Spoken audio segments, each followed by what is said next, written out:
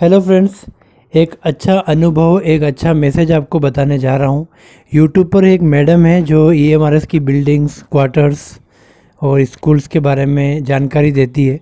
उनका वीडियो मैं देख रहा था तो उनके वीडियो में एक कमेंट आया हुआ था, वो जो मैंने पढ़ा, तो वो जो कमेंट है वो मैं आपसे शेयर करना चाहता हूँ। जब आप उसको सुनेंगे तो आपको काफ़ी अच्छा काफ़ी अच्छा महसूस होगा।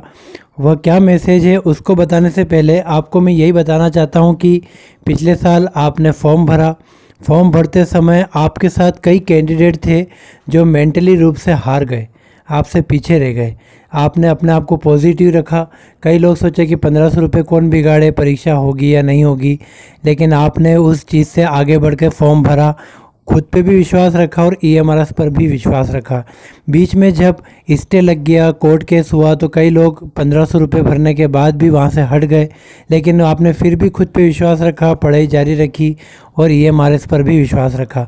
उस समय काफ़ी बेचैनी हुई, परीक्षा कब आएगी। कई यूट्यूबर्स ने अलग अलग वीडियोस बनाए कि इस तारीख से इस तारीख के बीच में एग्ज़ाम हो सकती है। फिर एग्ज़ाम हुई तो मन में हुआ कि एडमिट कार्ड कब आएगा। फिर उसके बाद एग्ज़ाम हुई। एग्ज़ाम होते ही कट ऑफ डेट को लेकर काफ़ी वीडियोस बने। हमारे मन में थे कि हमारे कितने नंबर आ सकते हैं, हमारा सिलेक्शन हो सकता है या नहीं हो सकता। फिर रिज़ल्ट आया, फिर डीवी हुई। डीवी के समय भी काफ़ी वीडियोस बने, काफ़ी प्रकार की परेशानियां झेली कि कौन कौन से डॉक्यूमेंट्स ले जाने हैं, क्या होगा। और आखिरकार डीवी होने के बाद हमने ट्विटर कैंपेन हो या ऑफिस का घेराव हो, मैसेज करना हो, ईमेल करना हो, काफ़ी कुछ जल्दबाजी करी और आखिरकार ईएमआरएस को जब लेटर देना था तब उन्होंने दिया। अब बात ये हो रही है कि लेटर होने के बाद, स्कूल अलॉटमेंट होने के बाद हमारे मन में फिर नेगेटिविटी आ रही है कि हमारा स्कूल दूर हो गया, यहाँ पर तो बिल्डिंग नहीं है, यहाँ पर तो खुलापन है। और वो बात है भी सही, क्योंकि हम हमारे फैमिली से दूर जा रहे हैं। सुरक्षा बहुत ज़रूरी है और फैमिली से कनेक्टिविटी भी बहुत ज़रूरी है। अब यहाँ पर आके उस मैसेज की बात होती है कि उस मैसेज में क्या था। तो उसमें एक मैडम अपनी वो ईएमआरएस की बिल्डिंग बता रही थी, तो नीचे एक मैसेज आया हुआ था जिसमें एक कैंडिडेट काफ़ी निराश थे। वो इसलिए निराश थे क्योंकि उनके काफ़ी अच्छे नंबर आए हुए थे, लेकिन इंग्लिश में एक नंबर की गलती के कारण उनका सिलेक्शन नहीं हो पाया।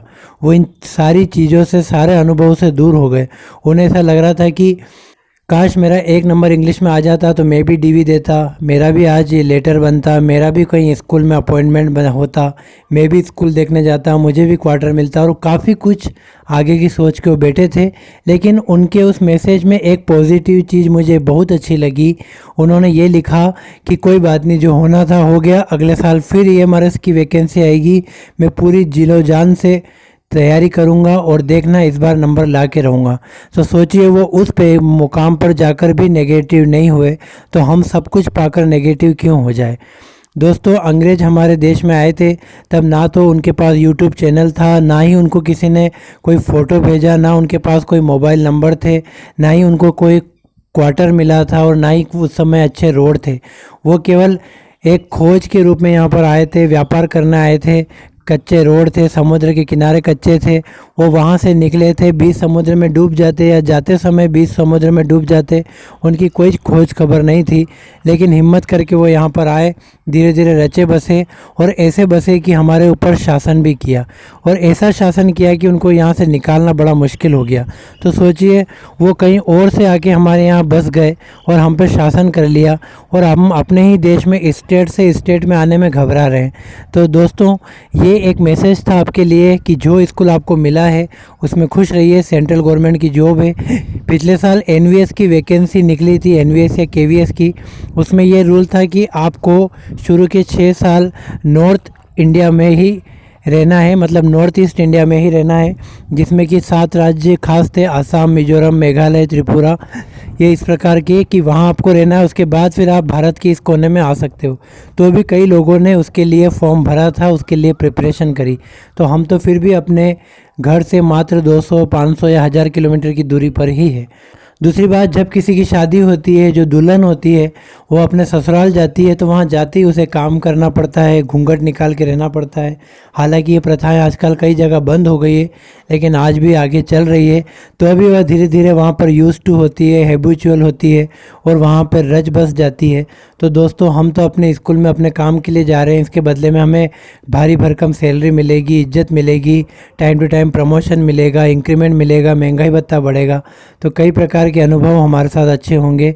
तो यही बात मैं आपको बताना चाहता था कि जिनको ये जॉब नहीं मिल पाई, कई लोग ईएमआरएस की प्रतीक्षा में जुटे हुए हैं कि जल्द से जल्द हमें ये जॉब मिले, और हमारे पास ये जॉब आ चुकी है, स्कूल मिल चुका है, तो हम नेगेटिव सोच रहे हैं। कृपया आप ऐसा ना सोचें। सेंट्रल गवर्नमेंट की जॉब है, आपने काफ़ी मेहनत करी है, काफ़ी धैर्य रखा है, तब कहीं जाके ये जॉब मिली। और अगले साल इस जॉब को पाना काफ़ी कठिन हो जाएगा, क्योंकि इस साल लोगों को ईएमआरएस के बारे में पता नहीं था। अगले साल भीड़ भयंकर आएगी। अभी भी सीट के लिए काफ़ी कंपटीशन था, एक सीट के लिए लगभग 50 लोगों में कंपटीशन था। अगले साल 50 के 500 भी हो सकते हैं। इसलिए जो भी स्कूल आपको मिला है वहाँ जाके आप ज्वाइन कीजिए, अपने आप रास्ते खुलते जाएंगे। Thank you very much.